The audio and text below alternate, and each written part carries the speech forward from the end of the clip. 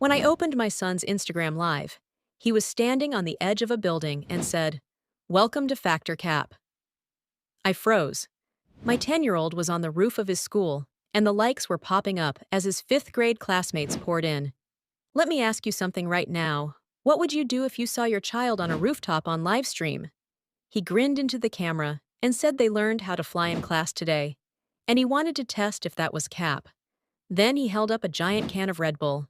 He said, "Mr. Foley told us Red Bull gives you wings. Can you guys believe I'm actually about to fly?" My heart dropped.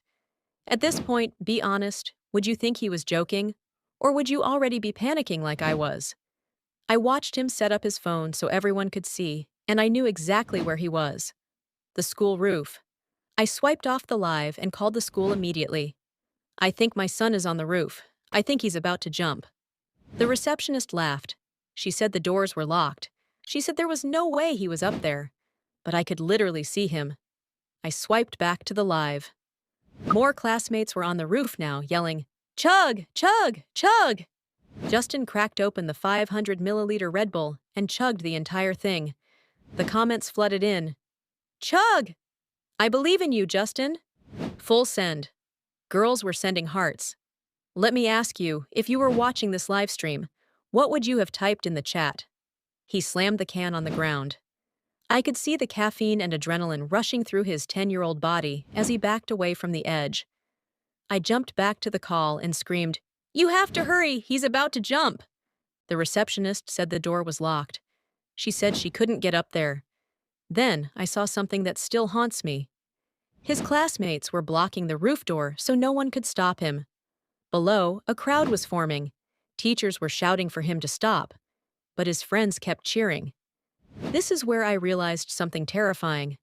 A joke becomes a dare, and a dare becomes a disaster when an audience is cheering. Would you agree, or do you think kids should know better? I couldn't let my son risk his life over a dumb lie. I ran to my car and flew down the street toward the school, watching the live with one hand and driving with the other. By the time I screeched into the parking lot, I could hear the countdown.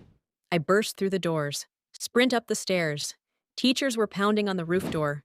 Mr. Foley was there. And trust me, I wanted to confront him. But first, I had to save my son. Through the door, I heard it.